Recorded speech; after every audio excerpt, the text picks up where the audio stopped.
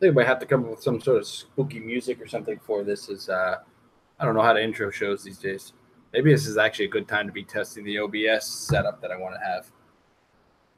But that said, it's time to continue the descent into madness, or Heroclix madness, as it were, as I continue to struggle my way through deciding on building a team for the ROC Canada Cup that is both competitive to a degree and also fun, but off the beaten path. Will I be able to win with the team? Yeah. Let's just make sure the team competes with what's out there. Now, what I'm going to do with the show is we're going to talk about the previous episode's team, kind of, and then talk about any observations I may have made about the team within the day. I'll generally be, running the simulation in my head. I might whip out an Excel sheet and throw an 18 by 24 grid on there to kind of eye my way through it, something that I believe Tom mentioned that he did, and I may just do so myself. And I will kind of go through comments and ideas that people may have had in the previous episode and either address them in a reasonable way or explain, or address them positively or negatively, but not, just we'll use discourse, of course, to properly do that. I'm not going to be like, no, not going to do it. Not going to do it. Unless, of course, we're talking about what's on the beaten path, which is, things like Unimind, et cetera. Now, I'm not against, one of the rules I want to kind of also lay out for the show is that I'm not against using what is being used in the standard collection of metagame figures. But I do want to avoid spending more than 50% of my team on what's out there, because then I'm just devoting myself to that figure and there's no point in trying anything new with it because I'm not really doing anything new. I'm just I'm adding sprinkles where everybody else is adding whipped cream, and one or the other is not necessarily the greatest. It's usually the best to have the both, right? That makes sense? I don't know. Anyway, let's just kind of address the team that we had yesterday and some of the shortcomings I've had a chance to sleep on and think about throughout my day. If you guys are live in the chat, feel free to chit chat, talk to me, throw suggestions once we get teams out there. But in the meantime, yesterday's team was 2 Maxi Zeuses, Penguin, the Fast Force Penguin, Harley Quinn, Kite Man, Roland Daggett, and Clocking. And the idea, also, of course, anything you see without ID cards, etc., or no sideline, assume Super Friends are considered there. We talked about them yesterday, and it's just going to be a thing I do in general. And the idea was making effective use of Autonomous. And this was kind of the idea we had come up with, through discussion with the chat and my own nonsense speaking out loud. And I had a chance to sleep on it, and there is a glaring issue, and it is where I started the team. This particular team has some dead weight on it, and that dead weight is Maxi Zeus, unfortunately. Now, the problem is that this team fundamentally worked off of the Iceberg Lounge, because that's the missing 5 points on the team, for those of you who might not be aware. The Iceberg Lounge is a part of this team. But the problem I ran into with the Iceberg Lounge is that the terrain doesn't match Maxi Zeus, and we're really trying to maximize teams with the terrain. So I had some time to think about that, and I also had some time to read the comments, and a lot of people were drawing attention to the Fast Force Poison Ivy. So part of my thinking was we take this Maxi Zeus, these double Maxi Zeus, and turn it into a single Poison Ivy. So then we lose 2 characters. So 1, 2, 3, 4, 5, 6, 7, 8. We go from 8 to 7. Not a major loss as far as our dice roll is concerned. We still maintain our 5 theme props. The loss of 1 point on the team does mean we lose our +2 to 3 against a lot of X-Men builds.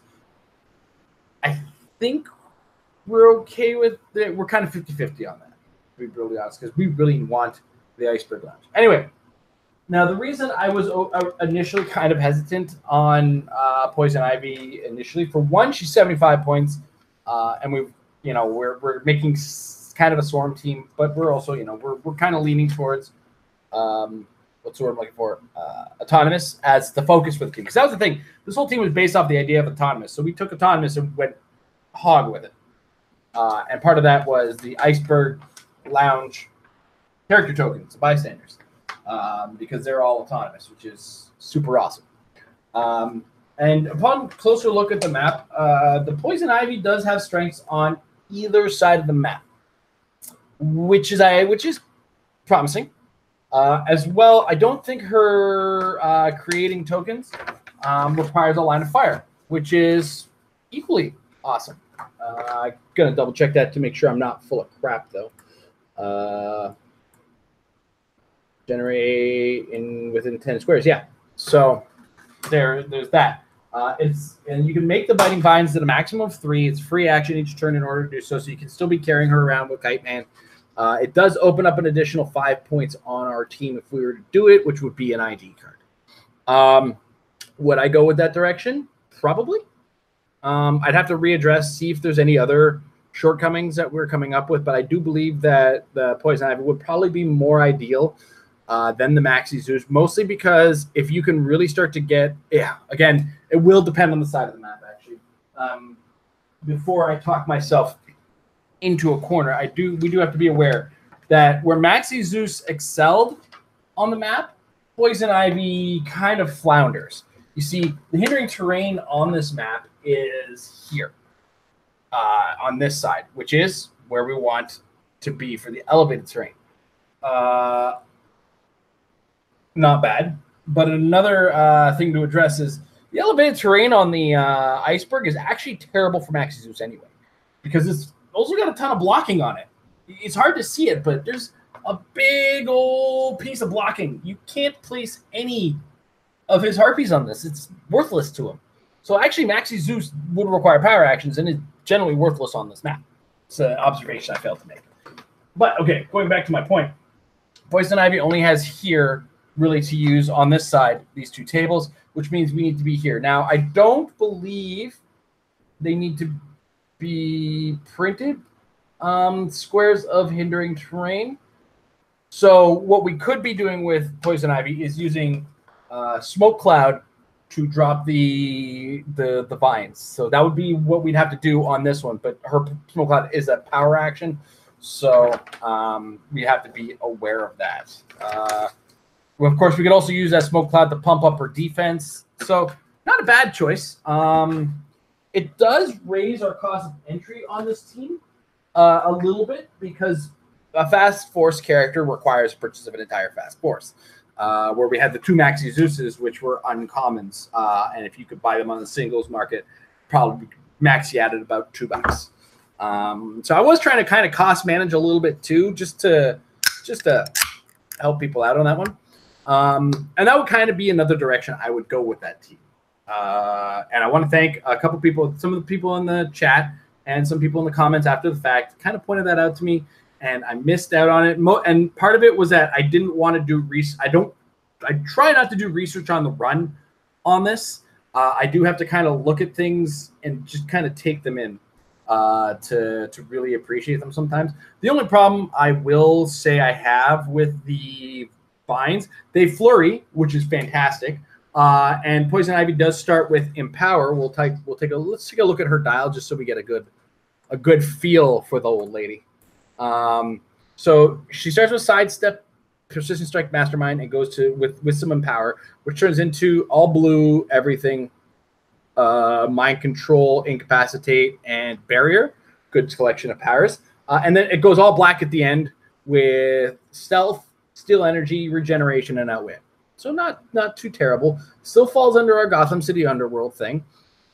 She ignores hindering for movement, which gives her a little bit of mobility should we need her to move.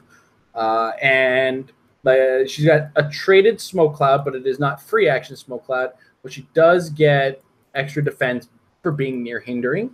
For every 2 squares of distinct 2 squares of hindering terrain adjacent to her. So like if you go beside the tables on that map and then add some smoke around her, you can get like up to +3, which is a 20 defense on the first click. Make her just obnoxious to deal with. And if you happen to make a vine in one of those smoke cloud markers, great. Into a square of hindering terrain. Yeah, okay, cool. I remove a biting. You can take a free action and remove one of these little buggers from the map as well, in case you do hit that max 3. So I want to thank everybody who mentioned that. As far as the potential on the biting vines, it's high. It's good, and I'm going to readdress the team again on that. And if I feel comfortable, I might actually start physically testing the team from there. So let's, we're on day 2 of the Mind of Madness as I continue my trek to build something weird for Rocktober. The chat is there. If anybody has a suggestion on a character, I'm going to do my usual thing where I babble, and the babbling is my actually going to be me thinking out loud. That's what people have to kind of understand. Is I'm going to kind of start talking about a character. Excuse me for bumping the table. I apologize. I'm going to grab a character and roll with it. Now, Jay was wonderful enough to share a ruling we discovered. He discovered today while he was studying for his ROC judge test. It would appear, and this is really good news, that if a character can be taken from outside the game, you can take it from your KO pile of characters. You do have to record it. I believe this is page 5 of the comprehensive rulebook. I'm going to whip it up just to be sure. But Jay was really gung-ho about getting rules right these days because he really wants to be like one of the top judges of the game. Can't fault him on that. It's a goal of his, and he's really gung-ho about it. He does, everybody's, when you're really passionate about something, you're really in there and all about it. So I appreciate his gumption. I'm talking my way through clicking things, by the way. You'll see me babble about something like that at length, and that's because I'm kind of doing a thing, or I'm doing something and I need to distract you from the fact that I'm doing something completely different off screen. So just kind of pick up on what I've been up to lately, instead of, as well as just building teams. Other than work, I have been back to playing video games. Work has kind of cooled off on me a little, so I'm back to 8-hour days, which, oh man, does that ever feel good. And I've actually been able to start playing some video games, and I'm still kind of in the I don't want to commit to anything video game state right now. Spider-Man is just around the corner, which I'm super excited about. But I do kind of want to, share that I've been playing some Street Fighter V. I'm a big Street Fighter fan. I'm not massive uber. I did go out of my way to buy a Ryu amiibo. He's in here. Hey. And that, this is just kind of a tangent I'm going off on. I do enjoy Street Fighter. I remember the first time I saw it in an arcade as a kid, I was hearing all these weird voices come out of it. And it was definitely a really cool thing to come across. And I'm going to have to get Jay to actually give me page and paragraph, I think, on that one, or I'm going to check what he posted on me. Anyway, the long and short of it is, we had this discussion on the Metal Lab in regards to the viability of the Shredder who makes illusions, and at the same time, with the illusions, they die. What happens? Can I take the same one and put it on the map? And the long and the short of it is, apparently you can. So it's the studying the comprehensive. I'm assuming comparable book, and it was page 5. Now,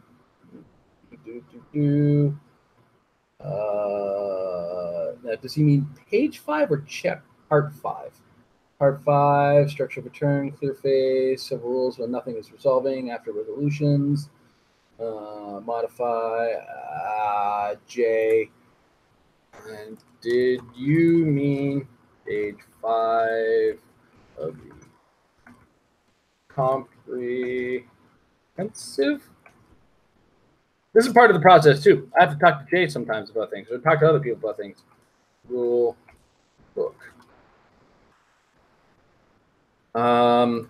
All right, so what are we looking at here? I apologize. This is me going, staring at a page. Anyway, Street Fighter V, kind of fun game.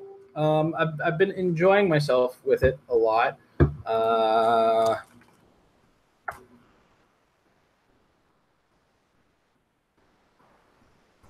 And I have a grievance. One small grievance. Okay, I found it. So on page 5 of the comprehensive rulebook, under the KO area, if an effect allows you to generate a game element, I'm going to actually put this on screen. This is worth sharing. This one here. All right, so we're going to zoom right in on it. KO area. If an effect allows you to generate a game element from outside the game and you do not have any more physical copies, you are allowed to remove them from the KO area and use a physical piece again, noting its previous KO. So as a note, you do have to, and this is in the case of I had to score it. So if you have let's say you have 15 Wakandan warriors, 4 of them have died, and you need to bring out a new one, but you only have, this is extreme. Okay, let's talk reasonable. You have 5 Wakandan warriors, 2 of them have died, you have 3 on the board. So you have to take one of the ones that has died and replace it when you make a new one. You do have to remember, though, that they have scored at least 2 of them, but when you start doing this. So anyway, the reason I bring this up is I want to start talking about that 80-point shredder from TMNT4 because I like Ninja Turtle stuff. Shredder is a cool villain, and I don't care what anybody says. I like me some villains. So I'm going to screen share here my process. All right, so we have Shredder. Shredder is going to be our starting point. Now, what is Shredder? Shredder is nonsense. He's got charge, 12 attack with Blaze Claws, Fangs, Mastermind, Indomitable, 4 damage. He's got some huge upfront stats that include Mastermind as well. He's got this ability, Illusionary Double, free. If no friendly character named Shredder Illusion is on your force, generate a Shredder Illusion. Your opponents don't score that character. Then he's got Game Boss, Flashing Red. The first 2 times each game Shredder would be KO'd. Instead, turn him to click number 6, then heal him 1 click if an opposing force has 1 or 2 characters on it. Otherwise, heal him 2 clicks. So if they have a big force, you can get a little bit more out of him. His last 3 clicks have the Retro Mutagen Ray, which allows you to use Outwit and to give that character that has been outwitted Earthbound neutralized until your next turn. So and that's a little less effective nowadays with the changes they made to Earthbound neutralized, but it's still cool. Anyway, my grievance with Street Fighter V before I get any further into this is that the characters I like are all the scantily clad women, unfortunately.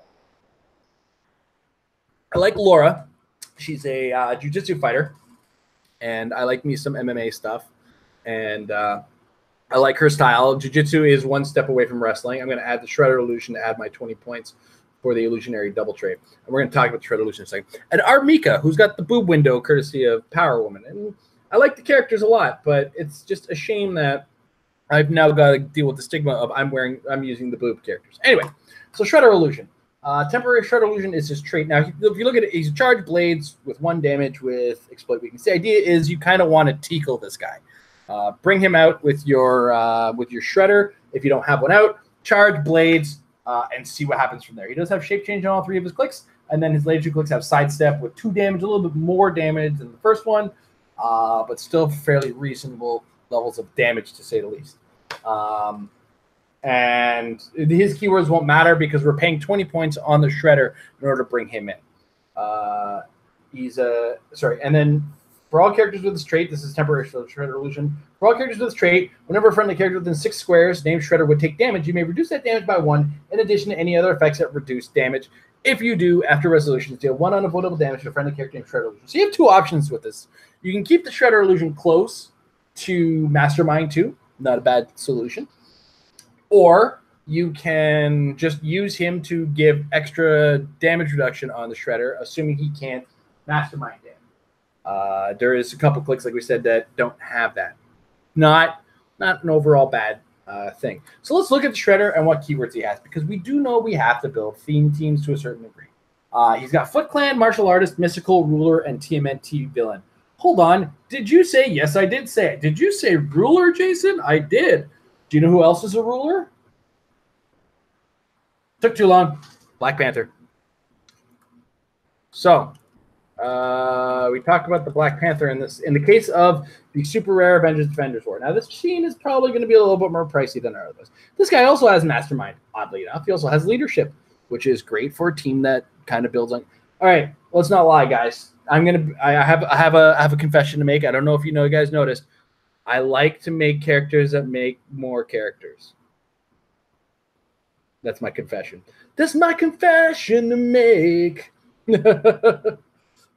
All right, so let's look at the ruler keyword and what else it offers. Now, there is a Karai in this set. She's 75 points, not too bad, not too shabby. She's got some really good stats, and she's got a special movement that gives her sidestep and stealth, and when she uses sidestep, no opposing character has line of fire to her when giving the action. She can move up to 4 squares instead of 2, so she can get a double sidestep if she starts at a line of fire.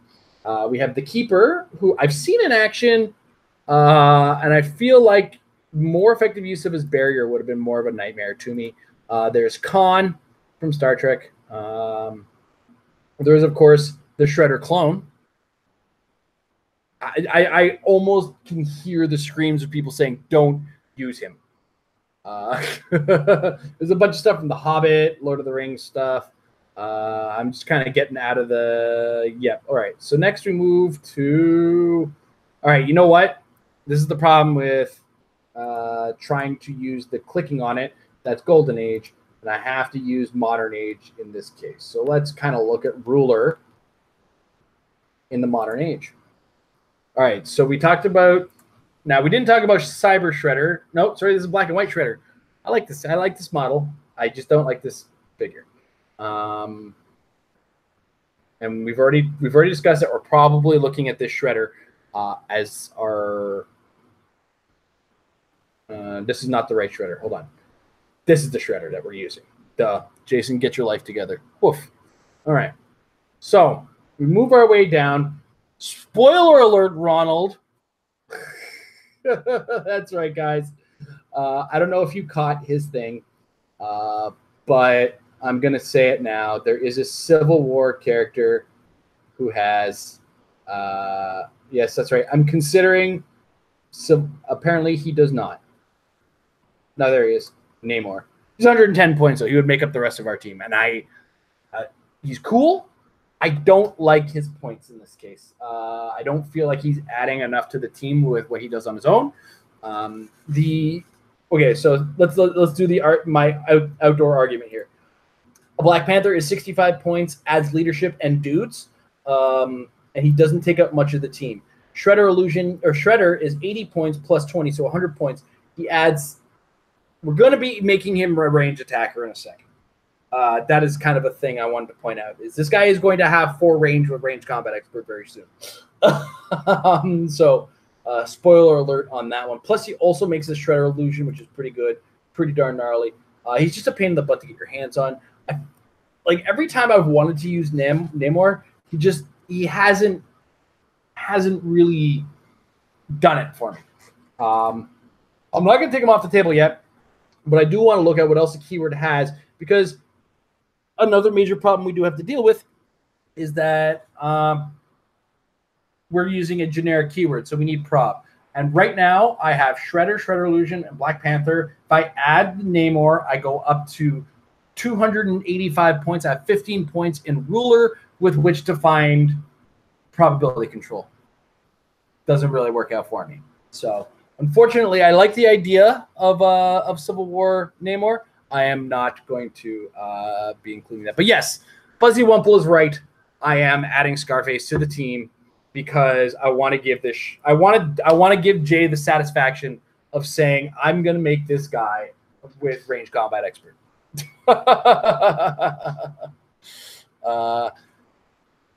Yeah, happy little Heroclix. One thing to note is we were really maximizing on last night's. I started the show talking about it. We were trying to maximize on autonomous out of that team, and part of that was using the Penguins Lounge map. So while the train outdoor map was good, the goal was to make effective use of the outdoor lounge. And I would probably actually be dropping the 2 Maxi Zeus to put in the Fast Force Poison Ivy. and do some physical testing with that team. So that's kind of a readdressment of yesterday's. So I want to point out there are some already big mainstays to the metagame that are also rulers as well as cosmic. Specifically Groot. That's right. I can make a ruler team. I can add 2 Groots to my team. I'm staying on meta. I got a super powerful dude being added to the board. I'm adding more characters to the board because that's what I do. I add too many characters to the board and people hate me for it. So all of a sudden, this team just got a little bit more insane and added 2 more leadership in addition to the Black Panthers leadership. Okay, let's not kid ourselves. The keyword is ruler, right? Like we weren't expecting leadership to be a major portion of the team. Okay, I digress. I do want to take a look at the 25-point Odin as a possibility later in the day. I wish I could put her back on this team. I really wish I could put Hela back on this team. Oh my goodness. Oh goodness me. Because yeah, making warrior souls out of this team. Well, you get the Shredder Illusion and the Black Panthers Wakandans. That's going to be pretty cool. But we're not even out of Marvel yet, and I've already seen Groot is there, Goblin King is there. These are already on meta figures, right? So Amber is currently toiling away for a cord, which I have misplaced for her headphones. But all is not lost, guys. I apologize for the brief interruption as I attempt to find said cord and realize that I may be a terrible husband and just misplaced it somewhere. Or placed it in a place that is not convenient at the current moment. And we'll point out that... I want it on my phone. Just give me a minute. Oh. Oh, yeah. Okay, there you go. There you go. All right. So with that interruption out of the way, love you, Amber. It's all good. They love you too. Say hi to Amber, everybody. Okay, so let's readdress this here. So like I said, there's already some on-meta figures. I do want to consider Mephisto for 2 reasons. One, Perplex, and Happy Little Heroclix, I'm going to address that character as well as the fact that we're bringing so many dudes onto the board, and so many of those dudes are expendable. Mephisto can give them prob for their attacks. So everybody says hi, Amber. And then we get into the DC side of things. And there is... Are we talking about the Colossal Sinestro there? He says it has the ruler, but it's not listed. Maybe WizKid or HC Realms hasn't put that one up yet. I'll have to take a look into that. But Al Jordan has got the ruler keyword, which is pretty cool. Yeah. Anyway, why is Sinestro not here? I'm confused now. Is Sinestro a ruler? Huh.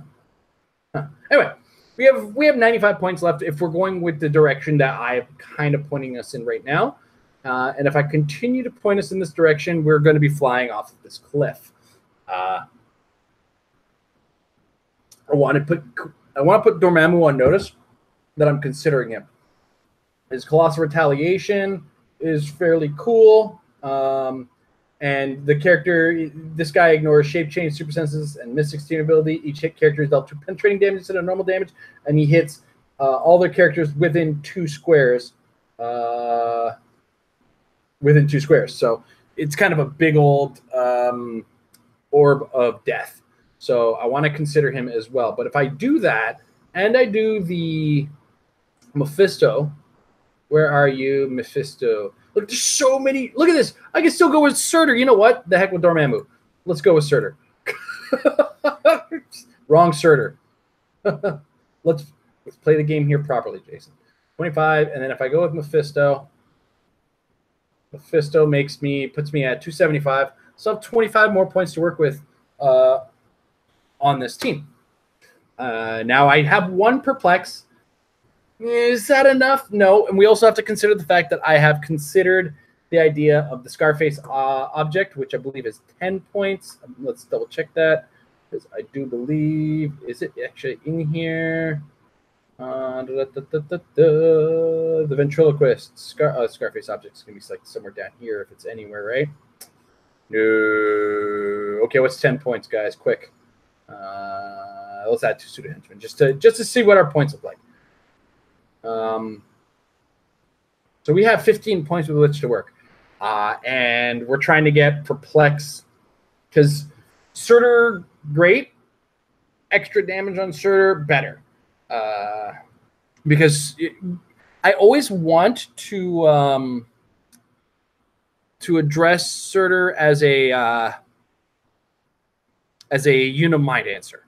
It's kind of, I always want to be able to one-shot a Unimind with Surtur, just as an idea. So where else is it? Going back to the keyword,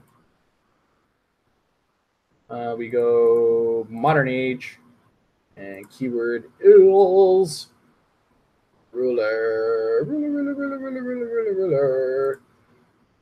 Okay, so back to this. I don't feel like 15 points is going to find its way onto this team. And these 2 suited henchmen, for those of you who have been paying attention, the 2 suited henchmen currently sit as my replacement for Scarface to give Jay the benefit of the doubt on the 80-point shredder. But the more and more I talk about it, the more and more I'm talking myself out of it. Sorry, Jay, I love you, buddy. He's gonna eat my shorts for this for sure. Like just with barbecue sauce, he's gonna eat me alive. All right, so we're looking at the I did a thing, guys. I did a thing. I found Ra's al Ghul. All right, so if I drop the Shredder illusion. Love you, buddy. Sorry, Jay. So where are we? We're at 175 points. So that was a drastic drop in points. And if I put Ra's al Ghul here, what does Ra's al Ghul add? Well, he's got leadership and mastermind. And when he uses leadership and succeeds, instead of removing an action token, you can create a ninja bystander at a max of 3. Plus, you also get Ubu out of him. We'll look at those guys in a second to see if this is all worth it.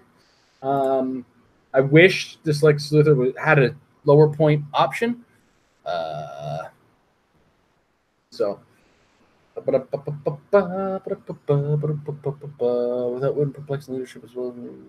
Looking for the recent Lex Luthor. That's another good point. Unfortunately, that recent Lex Luthor also doesn't have the ruler keyword according to HC Realms. Is that correct? Incorrect? Is that character just not on there yet? He's not a ruler, so unfortunately, he doesn't fall into the theme. Let's go back to, okay, so let's look at what Ubu and the Ninja bring to the table. Ubu has no keywords. Cool. Oh, he's got the Underworld. Thanks. But he does have Sidestep, Close Combat, Expert. He's not a terrible thing. He could also be Mastermind fodder should we need it. Ninja, go. Look at that. Precision Strike, Super Senses, and Leap Climb.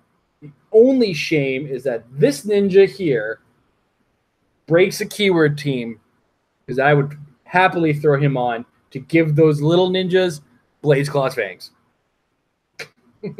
I would totally do that. Okay, but back to being focused here. Jay, it's not that I don't love you, it's that I just don't like what that Shredder is bringing me right now. The Shredder illusion is fantastic. I don't even know if Jay's watching right now. I'm just apologizing to him in his absence. All right, ruler, continuing on with ruler. All right, search. So we've gone through. Let's take another look at Khan just to be sure. Yeah, no, I'm not there on him. I'm not there. So we spent a lot of time looking at the Marvel stuff. And like we said, there's a ton of Colossals with ruler, oddly enough. And once again, I managed to put, I'm going to start considering 2 Groots and Surtur my pit crew. Because apparently I just build teams with them on a uber regular basis. Anyway, now I could drop a Ra's al Ghul and put a Goblin King on, but then I'm just making my monster team. And that's not always going to work.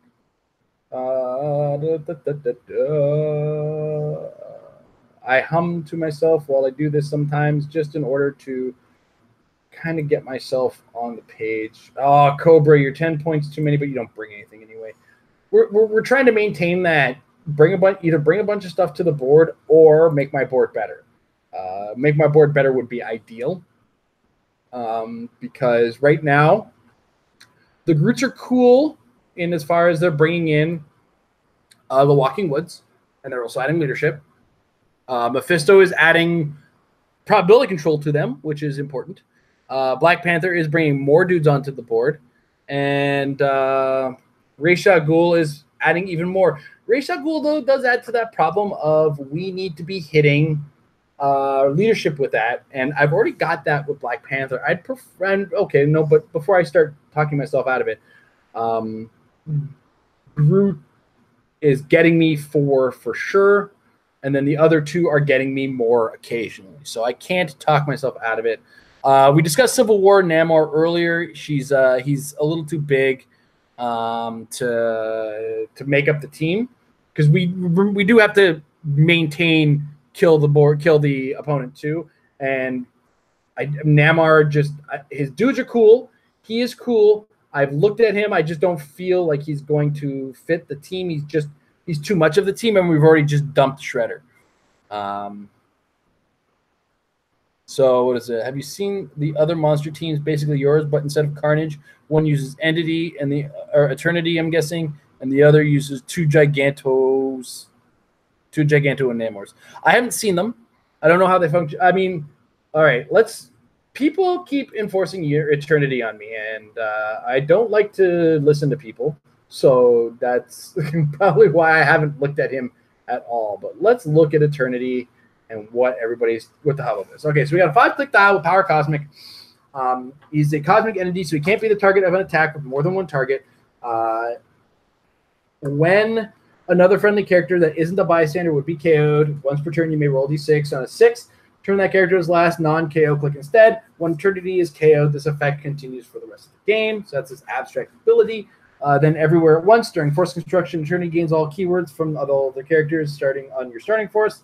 Then he's got special movement power. When another character KOs a character opposing to it, with an attack, give it a notice token. Free, place Eternity adjacent to a character with a notice token. That's cool. It's got prob. But one of the things about my 100-point Carnage is that he attacks so many times. And just... Carnage worked for me. That's really how I end up just kind of justifying. It's like Carnage worked. So much damage. It makes an extra token. I honestly haven't seen the teams myself. I like that people are building off of this monster theme. It does mean a lot of people are on the right track. Let's take a look at this. Free if no other colossal retaliation power has been activated this turn. Blah blah blah blah blah blah. Place so that they make an attack targeted and chosen character to do so. Use Quake at no cost. Quake is cool, but this style. But what's this? Super Strength. When you're given a move action after resolution, destroy all adjacent pieces of characters. Then you can use Quake at no cost, but they can't attack smaller characters except by colossal retaliation. I see where they're going with this. I kind of understand the goal. Mine was a little bit less subtle, more aggressive. So that was kind of where I was going with that. All right, so where were we here? Modern rulers. We got this last 50 points to make up here. How are we going to do this? I'm sure there are some options, and I'm just not looking at them at the current moment. So we've looked at we've looked extensively at the non-Marvel, non-DC stuff. Dormammu is still not off the board yet, or not out of the question yet. Groot's cool. Terminator is not. We can relook at Odin again at 25 points. Odin's favor. Okay, during your force construction, you may include one of these two Lokis on your sideline. When an Odin's favorite token is given after resolutions, roll a d6. On a 5 to 6, replace Odin with Loki on the same click number +1. Gain Odin's favorite each time a friendly character with the Asgardian. Okay, so we're already out of there because I don't think I have I have one Asgardian. So that's already off the table. 50 points with a ruler.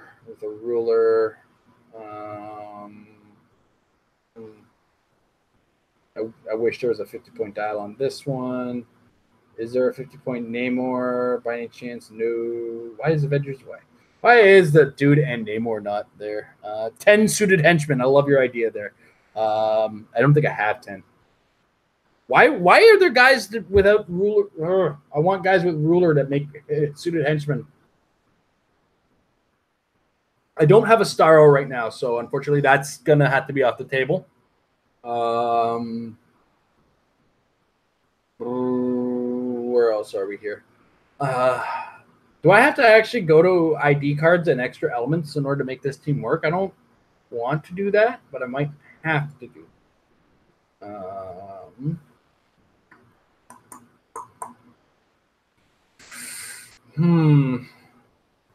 All right. I'm not talking right now because I'm in that deep thought mode here. No, only leader is too many points now. I don't want to flood with Colossals yet, but I won't take that option off of the board. Low point Supremor is not the answer I'm looking for. So my options, I think, if I was to map it out in my head, I'd probably consider Ymir or Dormammu. I think I'll go with Dormammu and remember that it's the P because otherwise it's a very expensive Dormammu. And then we have 15 points with which to mess around with. The 15 points, of course, will be ID cards. So now we got to look in the ID cards in the 75 and 65 point range because Black Panther and Ra's al Ghul will be the guys most likely calling things in. So I have the Wolverine Wanted poster and I have the Cape Pride one. I think I would use those given the current state of what's available to me and what options I'm going to have come the time of this event. Actually, I think I might have next month's participation. And if next month's participation, no, it's Colossus. If it's Colossus, I won't be able to use it because the lowest point Colossus I can get is 80 points. All right. So sorry, because I don't think they're up on HC Realms yet. The Wanted posters. Those of you unfamiliar with these are like ID cards. Wolverine is the giveaway, and Cape Pride is the prize version.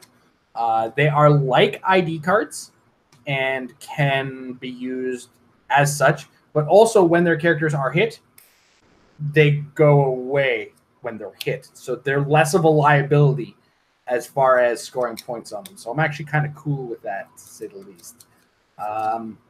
And I do we have the Jean Grey Headmaster card, Amber? I don't think so. We don't? I thought we did. For some reason. We have the Chase Jean Grey. That we will. I'll look into that. That might be the direction I go. So we might go Chase Jean as a call-in along with the Kitty Pride and the Wolverine because I can call in Kitty Pride with the Ra's al Ghul. Wait, I might have to talk myself out of this one and find a better 75-point call-in.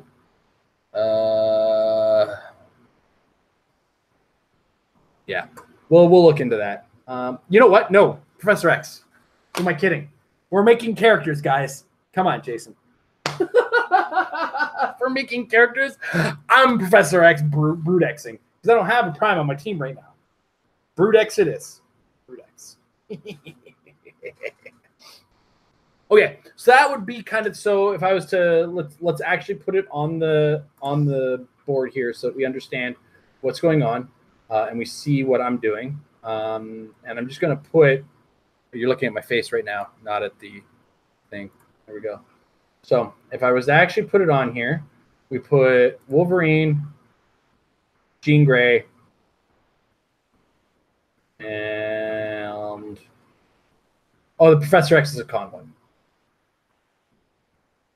Sorry, you guys. I apologize for my terrible scrolling sometimes, and this must be like the worst thing in the world to have to watch on a monitor. I'm sure of it, or watch secondhand with the reduced frame rate. It just must be puke worthy. Here we go, Professor X. All right, so it's my 300-point team for so far. We could also consider other IDs. Title Harley is a good one. The ID cards is one of those things. This is the last thing we could. I mean, I almost probably wouldn't use Wolverine. Wolverine's just one of those things you think of. Plus, he's also got the Wanted poster, which is a low risk ID card. And I could use like Old Man Logan in a pinch. Wait, could I use the Old Man Logan with this team? I might be lying to myself. I think I am lying to myself because I think he's like 80 points or something like that. He's 75, so I could use Old Man Logan with Ra's al Ghul. Okay, so let's readdress and do what Jason do and look at my team again and say, where do I have a problem? And my problem with my team is the rotating spot that at one point had Shredder now currently has Ra's al Ghul. I somehow am not enamored with what's in that spot right now. But I don't know how to get around it per se. So what I'm going to do right now is I'm going to take a look at my Avengers Defenders War. I want to take a look at the Wakandan Warrior and see. No, okay. So for some reason I thought the Wakandan Warrior got Empower. I am incorrect. So that is not a thing. I am thinking of the Hand Ninja, which was another strategy. Oh God, I'm going to do it, guys. I'm going to do it. I'm going to drop the Ra's al Ghul and one of the ID cards. Let's go Wolverine. And I'm going back to Daredevil, I think. I might be going back to Daredevil. Yep. Oh, I'm a terrible human being. Daredevil. Okay. So if we were to readdress the team now, similar form. Now, why Daredevil, Jason? Here's my thought process on this. Daredevil is guaranteed the Hand Ninjas for sure. The Hand Ninjas are 10 points, but they're not a massive liability. They also add the ability to add Empower.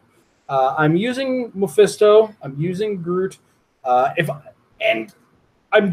goal is, of course, to do as much damage as I possibly can with this team, while at the same time punishing people for attacking my little dudes. It's very similar to my strategy for my monster team. The unfortunate facts right now is that Surtur now does only get perplexed on his damage when I attack with him from Mephisto. So I really have to force the issue on getting hits with Surtur on Unimind somehow. At the same time, I could focus to perplex on the attacks if I can get Hand Ninjas in the right places at the right times. Now, that is a stretch at best, because let's take a look at what I'm creating, because that's another thing we kind of have to address with this team. The Wakandan Warrior. This is a character I get either on click 3, 2, or 1, depending on what I roll with my Black Panther. Important part is that it has Precision Strike and Willpower for a 20-point character. Now, if I roll a 5 or 6, I either get Sidestep or Toughness. For the most part, this guy is relying on his Precision Strike to get through any kind of damage. But he can get through any damage, and it's also worth noting that Black Panther takes characters with the Wakandan keyword. I'm trying to click the video stream, not the I'm a terrible person. But he gets +1 attack from Black Panther. So it's effectively a 10 attack. Not the worst thing in the world, but I'm not going to eat my shorts about it. So that's what we're getting out of that. Out of the Daredevil, we get these Hand Ninjas. Go Ninja, go Ninja, go. Go Ninja, go Ninja, go. All right. So what does the Hand Ninja bring to the table? The Hand Ninja has got a unique modifier of Hand Ninja occupies hindering terrain. He can use Empower. So unfortunately, I can only get 1 off on him. But still, if I can get him in hindering terrain, adjacent to a Surtur, it can do a bunch of damage. As well, I can keep the hand ninjas a little further back or in the right position. And if Surtur is attacking another Colossal, I can get that Hydra Team ability if he happens to be shooting, or if I happen to call in a Professor X near him and I get the Hydra Team ability off, I can get easier hits out of the Professor X call-in, which will probably more than likely be Brute X.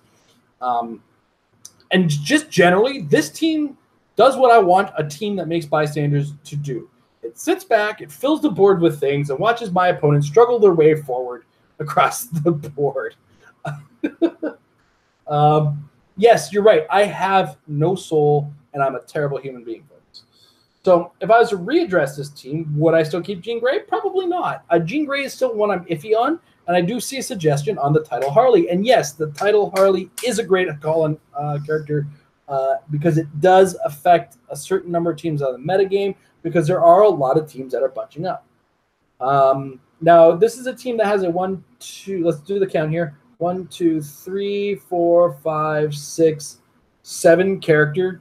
Wow, 7 seems to be my number in this current metagame. Amber's not paying attention to me. I don't know why I'm talking to her. This is a 7 character team, so it's very reasonable to expect I get map roll. I believe this is, here's the thing. This is my monster redux.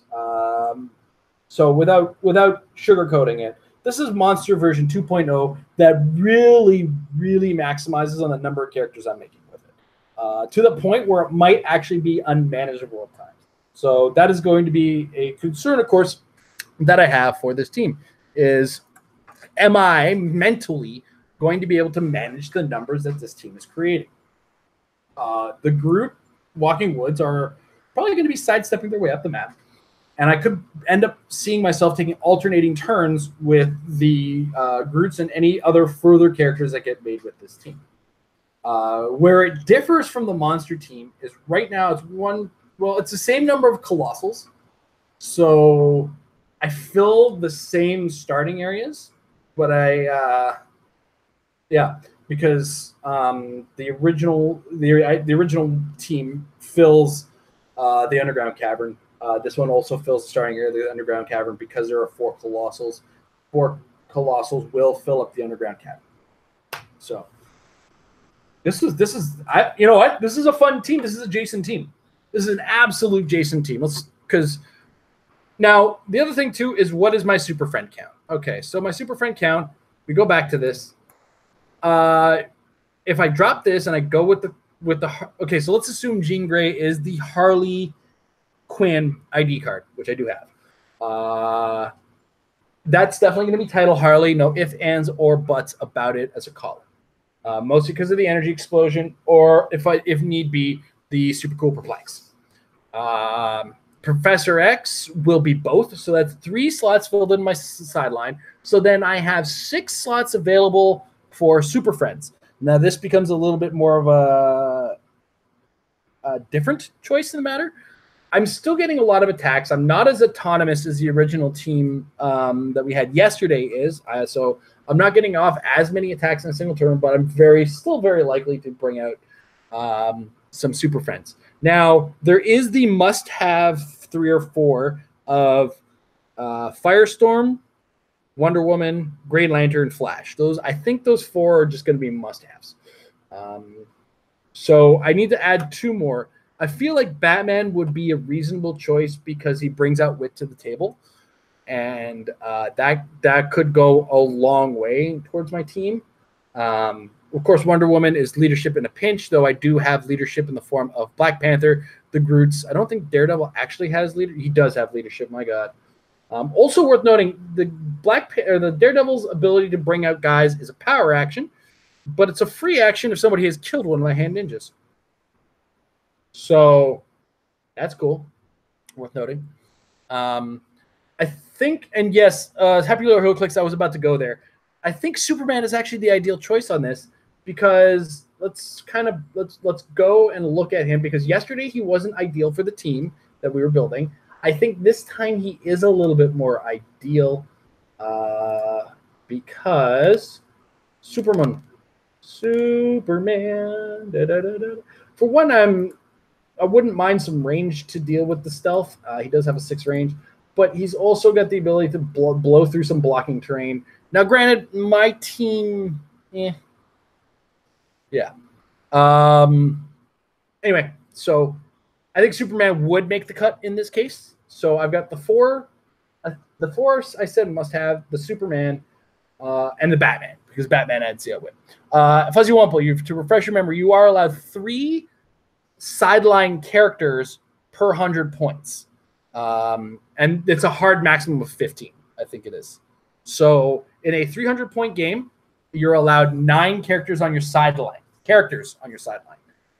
And those 9 characters in a tournament setting have to be able to be used with something on your main team. That's a tournament rule, not necessarily a home rule. Generally, the rule of sideline is it doesn't matter. Sideline as a rule doesn't cost points, but using it in some way or shape or form will have a cost. Treble Alert is the most unique one. And this came up in a conversation. We had a fan whose judge was trying to tell him that you had to pay somehow for the Super Friends, and you don't have to pay for them. Where you pay for them is the fact that you just missed 3 times or you critically missed. That's how you pay for your Super Friends. So you've paid already, sir. Anyway, so we'll put it on the screen so that you guys don't have to necessarily hear me say this. So let's bring this back here. So what would I use? I would use Batman. Actually, one of my 4, I'm probably not going to bring Green Lantern. I probably am. Maybe not. I don't know. I'm still iffy. Okay, so let's go Batman, Superman, Green Lantern, Flash, Firestorm, and Wonder Woman. I believe Wonder Woman. So it's 1, 2, 3, 4, 5, 6. Now, if I was to go back and say make a change to this, I kind of want to get Aquaman on the board here because I want to bring out fish. I like bringing out fish with Aquaman. I like making water and making fish. So fish. Plus, he also adds extra empower to the team if he comes out. So what do I want to get rid of if I'm going to bring Aquaman on? I'd be between either Batman or Green Lantern. Of course, this adds to the general cost of the team. If I was to drop all of these, this team is going to be a little bit more expensive than yesterday's. Because, as always, the sideline of Super Friends is expensive. So don't assume that one. That's why I take it off most of the time. Groots are $50 pop. So that already puts a team at $100. The Black Panther is relatively inexpensive. I think he's like $10 to $15 depending on where you get him. The Surtur is about $75. Mephisto is reasonable price because I think he's only a rare. He's only a rare from Superior Foes of Spider-Man. You may be able to just grab a couple packs and maybe accidentally pull him. Dormammu was a winnable monthly OP kit figure. Price isn't high, but the price is there on him. Harley Quinn ID card was a participation for WKO, so I hope you went to some WKOs if you want to play that. Same with the Professor X ID. I say Harley Quinn and I highlight Jean Grey. Work with me here, guys. I'm working with just some things. This Daredevil is a chase. He's going to be a little bit more pricey. And then the sideline Professor X. Like, this team is not cheap. But, this is a Jason team through and through. And I will probably actually bring this one. This one's actually more likely to be brought to ROC Canada Cup than the one I came up with yesterday. The one I came up with yesterday was a lot of fun. Somebody said, what can we do with Autonomous? And we could do a lot with Autonomous, just not yet. I don't think a fully autonomous, I talk about it like it's some kind of futuristic factory setting. A fully autonomous team is not quite in the grasp of us yet. It's close. It is very close. And but this is the team I'm likely to consider. If Carnage had Ruler, he'd be on this team in a second, and I would be dropping those ID cards, by the way. I'm not checking. You're checking. Why are you checking?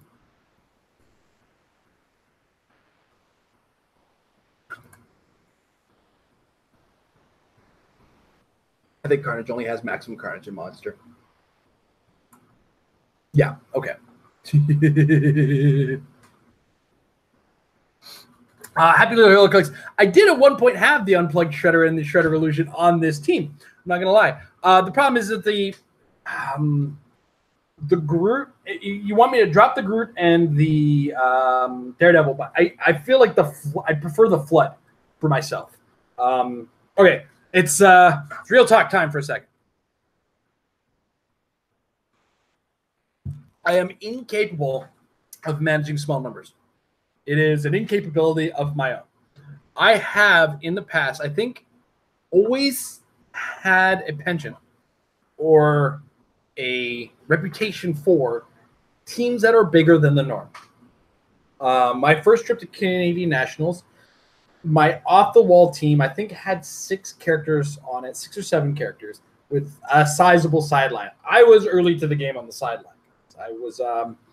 It was a 15th anniversary Batman, 10th anniversary Batman, 10th anniversary Storm, 10th anniversary Captain America, Iron Man 3, Tony Stark, rather, sorry.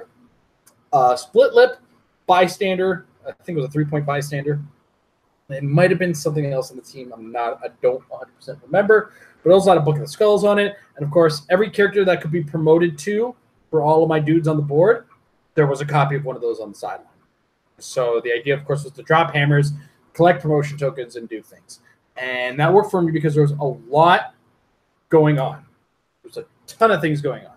And yes, happy Heroclix. This new era of Heroclix is my playground because I get to use Colossals in grand numbers. I get to bring out Bystanders with Colossals. I get to bring out more characters with characters. The Black Panther lets me bring out Wakandan warriors. I got Mephisto giving all of them probability control. They're just enabling my stupidity. So I am thriving very well as far as creativity is concerned for this. But one of the things is I also like to take my teams, and if I can do a thing, I want to do that thing lots. I want to do lots of that thing. So long and the short of it is I'm stepping away from the Unplugged Shredder and the Illusion because that's a dude who brings out a dude. And I replaced him with a dude that brings out 2 dudes and a dude who brings out a dude a turn if leadership roles go my way. So that's kind of where my thought process happens. As far as the Mephisto prop tokens are concerned, I generally use either Clicks Effect spaces, or there was a time where I was buying Clicks accessories. It was an old website. They no longer run. It was a fella who used a 3D printer to make little things that you put tokens in. So that was an option. I use Spider-Man action tokens as well, because One More Day was a contract and it was a stupid story, and I put Spider-Man's stupid face under somebody stupid enough to make a deal with the devil. So as it is, the current environment of the game, it's Friday. I drink beer on Fridays and Saturdays and Sundays. The current environment is my personal playground, because if I was to take this, there's a couple possibilities that could just flat out explain this. One of which is that there is a chance, and I'm not self-diagnosing, I am saying there's an slim to odd chance that I could have undiagnosed attention deficit disorder. My daughter has it, and I feel like there could be a link to it from me. I think Amber is not on that kind of spectrum, and I think I'm maybe on that spectrum, but I don't want to self-diagnose. So this is a pure hypothesis, right? Sorry, an uneducated hypothesis, because a hypothesis is based on an educated opinion, and I'm just kind of basing it on circumstantial evidence at best. One of these circumstantial evidences is that I cannot function on a small team. There is not enough for me to be paying attention to. So there's one possibility. The other possibility is that I come from a background in Warhammer and Warhammer 40K. I, at one point in my life, actually worked at Games Workshop. It was a job of mine because I was so into that hobby. And people ask, Jason, what was your teams when you played Warhammer and Warhammer 40K? Well, when I played Warhammer Fantasy, I played the vampire accounts. And I don't know if you're noticing commonality with my strategy and what they used to do. They, if you're familiar with Warhammer, are an undead army, and the vampire accounts use zombies. And what do they do with zombies? They take the zombies that I have and make more zombies. In fact, many of my strategies consisted of making entire units of zombies out of thin air. And yeah, so if you're familiar with Warhammer, you know what I'm talking about. Warhammer 40K, I played orcs for Tyranids. I also would play orcs and goblins in fantasy as well. They're just a swarm army because goblins. Warhammer 40K, I played orcs and orcs as well. And once again, big armies. It's a wonder I ever got anything painted. For those of you familiar with the game. So that said, that is probably the more likely reason on this. It again, these are all hypotheses as to why my brain functions the way it does. And I feel like, to kind of go further on this, I'm not 100% sure how people view how I am when I play the game. I do get a little focused and intense at times, and I don't know if that affects people's opinions of me, or if how much of my opinion, my emotions I wear on my sleeve. I would need third parties who have played with or against me to tell me what's up with me, to say the least. So, but I feel like at times I'm a little too much in the game, and part of that is because I have so many things I am working on already.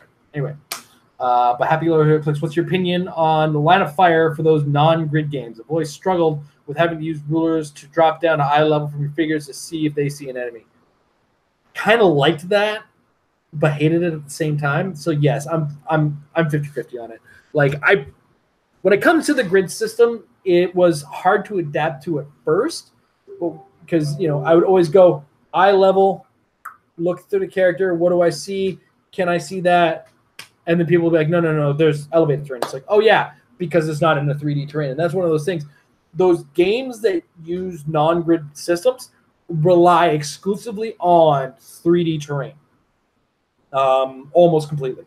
And that is a major element to it. So I think that addition to it just goes that extra level as to making it work in those games versus a grid-based system. What I eventually learned, of course, on a grid-based system is that if there's any kind of obstruction in the way, you first start with the direct diagonal and then work your way in from there. And that rule kind of goes for me. But yeah, so it goes either way. Anyway, ruler team, it's in the bag. I kind of like it. I'm a big fan. I'm just gonna get clear up some of my Facebook stuff here because it's making noise, but I also kind of keep track of it. Just see if there's any action on our post or whatnot. Amber's still kind of working out, so I got a little bit of time with you guys. If you have any questions in the chat, if you have any ideas as far as the team is, your opinion of the team that I've built here would be appreciated. I'll put it up on the screen again, just so we get an idea of what we've come up with, what silliness has come from my descent into madness. Carnage is not part of the team, don't worry, but it is currently the Black Panther super rare from Avengers Defenders War, 2 copies of the Colossal Groot from Avengers Infinity, Surtur, Mephisto at 45 points, Dormammu, a Harley Quinn ID, not Jean Grey ID, a Professor X ID, and a Daredevil.